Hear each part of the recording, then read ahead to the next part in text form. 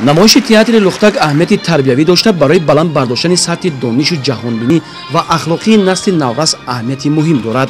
Фаъолияти чунин маҳфил дар назди муассисаи таҳсилоти миёнаи умумии рақами 51 шаҳри Ҳисор имкон дод, ки наврасону хурдсолон ба он аъзо гашта барои иҷрои нақшҳои дӯстдоштаашон қаҳрамонони афсонаҳо комёб гарданд. имрӯз зиёда аз 25 нафар хонандагон аъзои ин маҳфил ҳастанд ва аз ҳоло орзуи ҳунарманди театр шуданро доранд.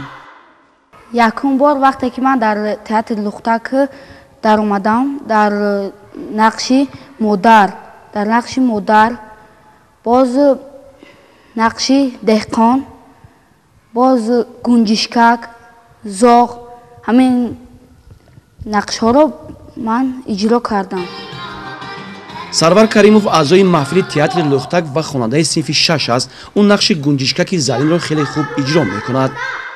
طول چند ماه می شود که در این تئاتر را اجرا می کنم و در تئاتر به من نقش گنجشکک زنی را داده‌اند. یالی دهید یگان کس یالی دهید یگان کس به من یالی دهید یگان کس یالی دهید.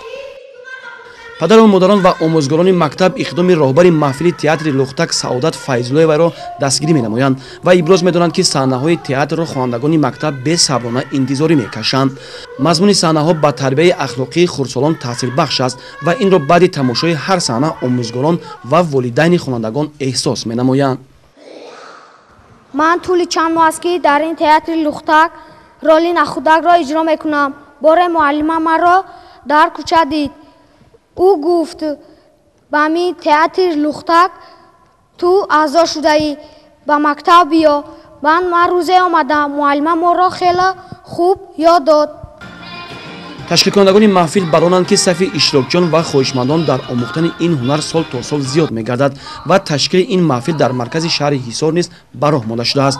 намоишҳои театрии ин маҳфил то имрӯз дар муассисаҳои таълимии шаҳри Ҳисор ва боғчаҳои бачагона ба роҳ монда шуда, дар фестивалу озмунҳои ҷумҳуриявӣ ҷойҳои намоёнро ишғол намудааст. вақте ки мо ба чорабиниҳои шаҳри Ҳисор мебароем, тамоми кӯдакҳо хурсандона ана ҳамин намоиши моро тамошо мекунанд ва ман бисёр ҳам хурсанд ҳастам.